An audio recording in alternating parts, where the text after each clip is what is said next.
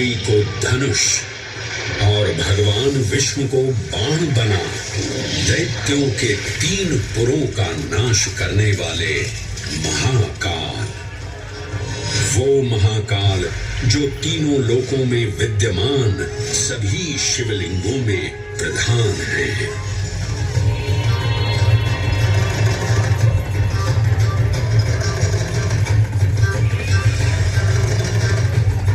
वो महाकाल जिनके त्रिशूल की तीनों नोकों से काम, क्रोध और लोभ पर नियंत्रण होता है, जिनके मस्तिष्क पर चंद्र शीतलता का प्रतीक है और जिनकी सवारी नंदी के 4 चरण सत्य, दया, दान और तप का चिन्ह है।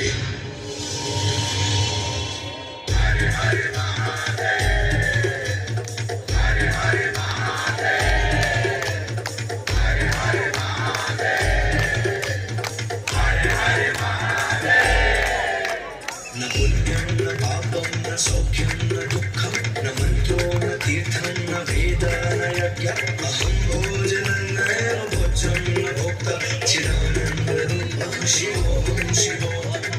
हरे हरे महादेव, हरे हरे महादेव। अहं निर्विकल्पो निराकाररूपो विभुत्वान् च सर्वत्र सर्वेन्द्रियाणां न चासङ्गतं नैव मुक्तिर्न मे चिदानन्दरूपः शिवोऽहं शिवोऽहं चिदानन्दरूपः शिवोऽहं शिवोऽहं चिदानन्दरूपः शिवोऽहं शिवोऽहं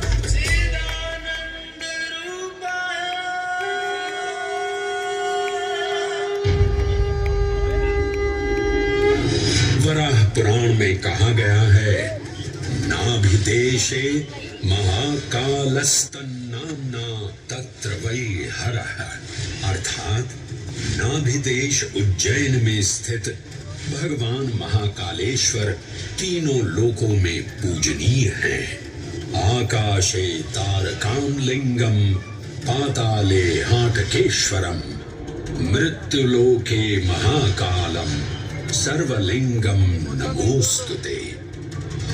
आकाश में तारक लिंग के रूप में, पाताल में हाटकेश्वर के रूप में और मृत्युलोक में महाकाल के रूप में स्थित भगवान शिव को प्रणाम। समस्त लिंग स्वरूपों में विद्यमान भगवान शिव को सादर नमस्कार। नाभिदेश उज्जैन का अटूट बंधन है महाकाल के साथ, जो महाकाल स्तोत्र में उल्लिखित है। उज्जयिन्यां महाकालम महाकालेश्वरम हरम महाकालम महायोगिनम नमामि पार्वती पतिम। तो चलिए मैं आपको कथा सुनाता हूँ इसी महान उज्जैन नगर की।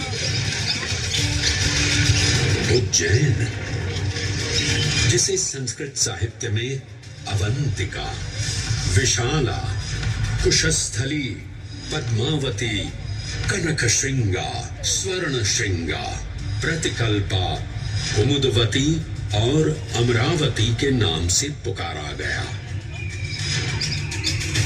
उज्जैन, जो मनुष्य को मोक्ष प्रदान करने वाली 7 नगरियों में से एक है। उज्जैन, जहां 84 महादेव का आशीर्वाद प्राप्त है। उज्जैन, जिस पर सदा ही कृपा रहती है महाकाल की। यहाँ सतत क्षिप्रा नदी की निर्मल धारा बहती है। डमरू के नाद से जीवन को ऊर्जा मिलती है। घंटियों की झंकार मन को आनंदित करती है और यहाँ का आकाश शिव आशीष स्वरूप है। श्मशान ऊषर क्षेत्र पीठम तू मनमेव च पंचकैत्र न लभ्यते महाकाल पुरद्दते। यहाँ पर श्मशान, ऊषर यानी अनुपजाऊ भूमि, क्षेत्र अर्थात पवित्र भूमि, पीठ यानी शक्ति स्थान और मन अर्थात आध्यात्मिक शांति का स्थल, पांचों एक ही स्थान पर उपलब्ध है। ये संयोग महाकाल की नगरी उज्जैन की महिमा को और गरिमामय बना देता है। उज्जैन के इस अलौकिक स्वरूप से प्रभावित हो महाकवि कालिदास अपने काव्य मेघदूत में लिखते हैं, हे जलधर, यदि महाकाल के मंदिर में समय से पहले तुम पहुंच जाओ तो तब तक वहां ठहर जाना जब तक सूर्य आंख से ओझल न हो जाए। शिव की संध्याकालीन आरती के समय नगाड़े जैसी मधुर ध्वनि करते हुए तुम्हें अपने धीर गंभीर गर्जनों का पूरा फल प्राप्त होगा। ये संध्या आरती जिसे कालिदास ने सराहा है अत्यंत महत्वपूर्ण है, क्योंकि ये वो प्रहर है जब सभी देवी देवता गंधर्व यहाँ उपस्थित होते हैं।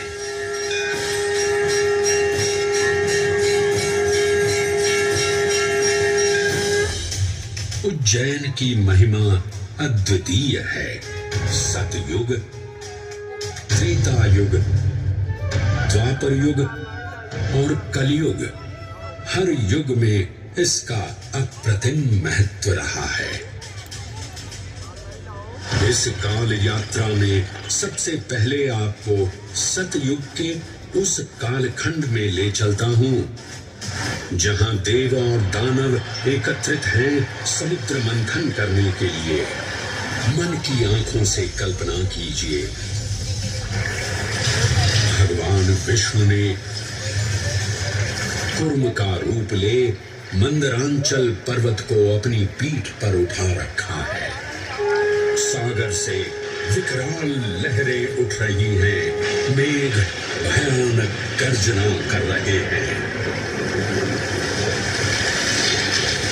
देव और दानव वासुकी सर्प को नेति बना और मंदार पर्वत को मथनी बना सागर को मथ रहे हैं कि तभी जल का पाप कालकूट विष निकलता है और पूरी सृष्टि को अपने ताप से झुलसाने लगता है।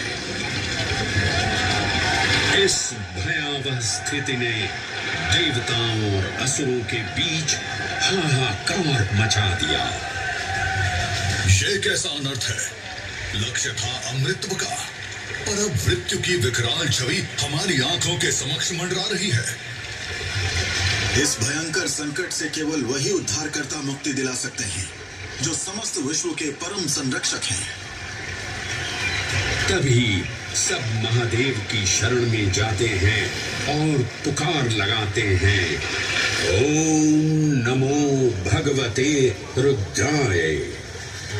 और फिर तुष्टा महादेव भक्तों की गुहार सुनते हैं, कैलाश से उतरते हैं, विष को अपनी अंजुलि में भर अपने कंठ में धारण करते हैं।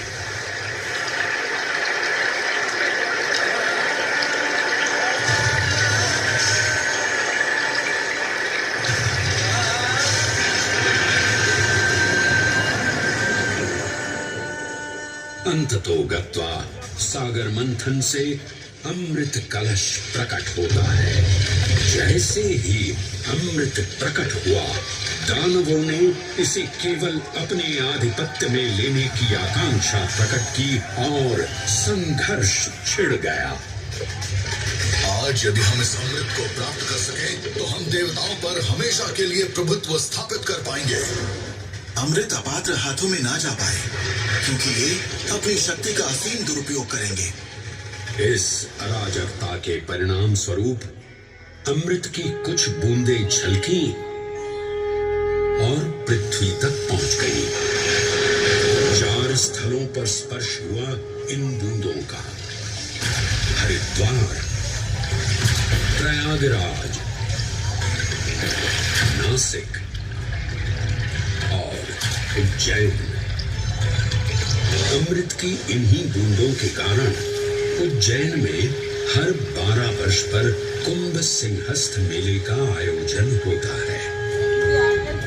भगवान शिव की लीला देखिए, लोक कल्याण के लिए स्वयं विषपान किया और अपनी नगरी पर अमृत वर्षा करवाई।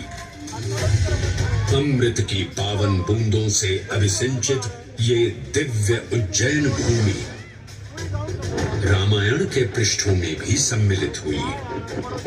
सतयुग के बाद त्रेता युग में माता सीता की खोज में वानर सेना का यहाँ आगमन हुआ।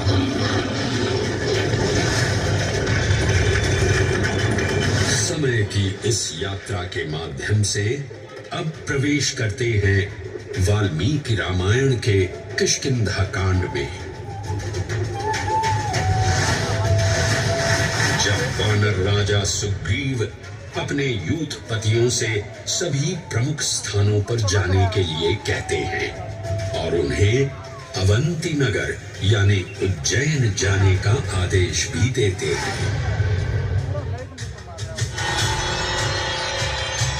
मेखला उत्कल के क्षेत्र, दशर्न के नगर, आब्रवंती, अवंती और विदर्भ के राज्य, साथ ही माहिष्का के आकर्षक राज्य में भी पूरी तरह से खोजना होगा। एक युग भगवान विष्णु के राम अवतार से संपृक्त और अगला युग उन्हीं के एक और दिव्य अवतार से समरस होना, ये अद्वितीय संगम केवल उज्जैन में ही संभव था। परंतु एक क्षण ठहरिए और ध्यान से सुनिए।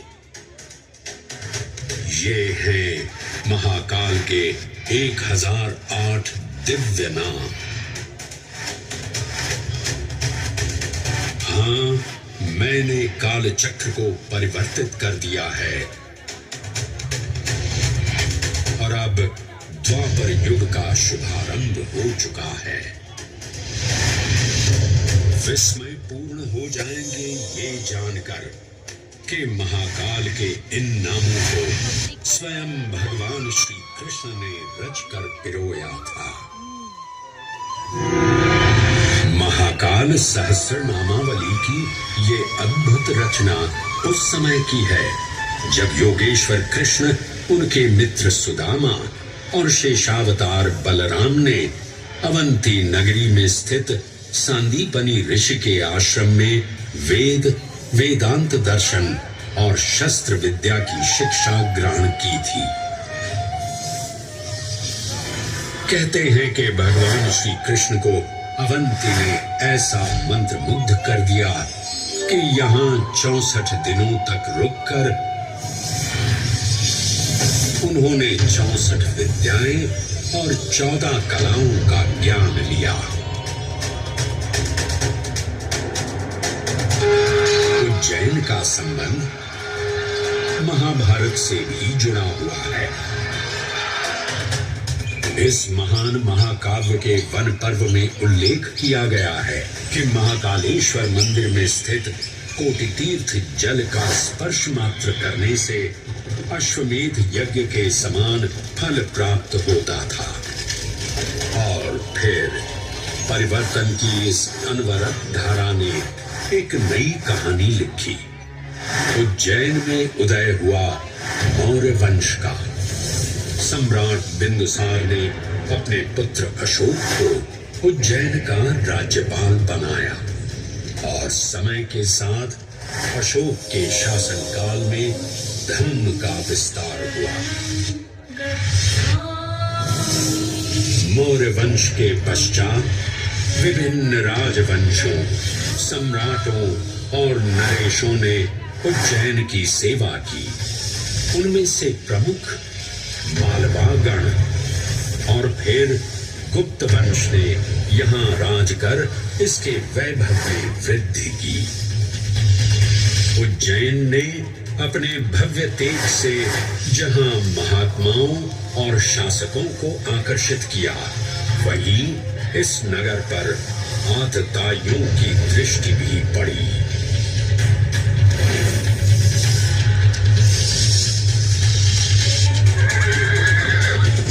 शक मध्य एशिया की खानाबदोश जनजाति थी, जिन्होंने उत्तर पश्चिमी और मध्य भारत के कुछ हिस्सों पर आक्रमण कर अपना शासन स्थापित किया। ईसा पूर्व प्रथम शताब्दी में जब भारत शकों के अत्याचार से त्रस्त था, तब उन शकों ने उज्जैन पर भी कब्जा कर लिया और फिर उज्जैन में उदय हुआ एक तेजस्वी योद्धा, महाराज विक्रमादित्य का। एक तरफ शकों का बल तो दूसरी तरफ विक्रमादित्य का अद्वितीय पराक्रम। विक्रमादित्य की तलवार महादेव के तीसरे नेत्र सी चमकी। प्रचंड युद्ध हुआ। महाकाल की कृपा से शूरवीरों ने शकों को परास्त किया और उज्जैन में गणतांत्रिक शासन स्थापित किया।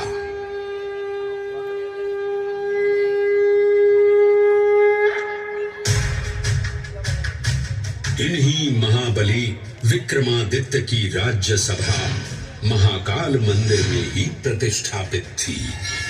आज भी इस मंदिर की घंटियों में विक्रमादित्य की वीरता और शौर्य की प्रतिध्वनि गुंजायमान होती है।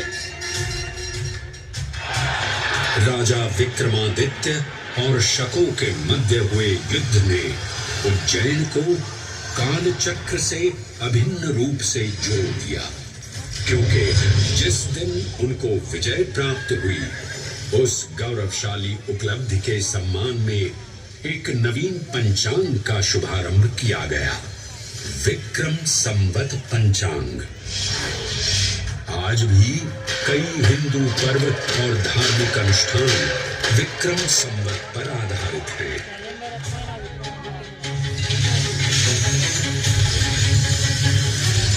पृथ्वी की भौगोलिक कर्क रेखा इस पावन उज्जैन भूमि से होकर गुजरती है। लगभग 300 वर्ष पूर्व उज्जैन विश्व समय का प्रमुख संदर्भ बिंदु था। यही कारण है कि उज्जैन की वेधशाला में वराहमिहिर, आदित्य दास, ब्रह्मगुप्त, आर्यभट्ट और भास्कराचार्य जैसे महान विद्वान अनुसंधान और अध्ययन में तल्लीन रहते थे। खगोल शास्त्र का केंद्र, महाकालेश्वर का आवास, जगत गुरु कृष्ण की नगरी, विक्रमादित्य का राज। जयति जय उज्जैनी, वैभवशालिनी नगरी उज्जैन।